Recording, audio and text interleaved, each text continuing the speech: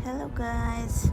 For this video, gumawa pa ako ng coffee or taro jam. Pareho siya sa ubi halaya. Pareho lang din yung ingredients niya. 3 ingredients lang yan. Butter, gabi, at saka condensed milk. Hinalo-halo ko lang siya guys. Dinurog ko muna siya, nilaga, dinurog, at saka hinalo ko silang tatlo. Tapos halo lang siya ng halo guys hanggang sa makuha mo yung tamang consistency niya, yung malapot na talaga siya, diba? Kakapagod siya guys, halo ng halo hanggang sa mapagod ng puso mo. Sarap. Bukod pa diba? Siya ng balikat, kakasakit, mapanakit siya guys. Mapanakit, pero masarap siya, sobrang sarap niya. Napagod ang lola niyo, pahinga muna. Yan, halo na naman siya, diba?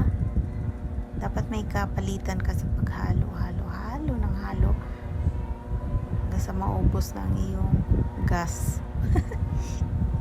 Diba?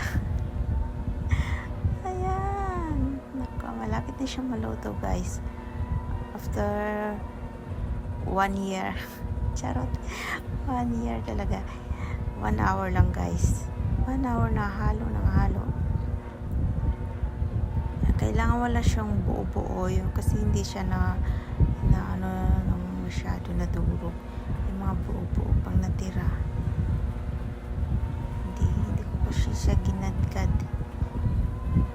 Dinurog ko lang siya ng tinidor, kaya hindi talaga naturog yung iba. Yan, yun, mayroon pa talaga hindi naturog. Wow, malapit na siya maluto guys. Sobrang sarap niya. Tapos pagkaluto niya, nilagyan ko siya sa taas ng nagkrita ko ng cheese, tsaka nilagay ko sa freezer. Naku, ang sarap. Kinabukasan kinain ko siya guys. Ang sarap siya sa kape, grabe, ang sarap. Balik-balikan, parang hindi ko siya titigilan guys. Sobrang sarap yun talaga, diba? Kitang-kita naman, sobrang sarap talaga niyan. Binigyan ko pa yung kapitbahay namin guys. Share blessings, diba? Sarap niya. Gagawa ulit ako guys, kasi sobrang nagustuhan ko siya, kasi first time ko parang siya niluto. Sobrang nagustuhan ko, kaya gagawa ulit ako. So, masarap niya kasi.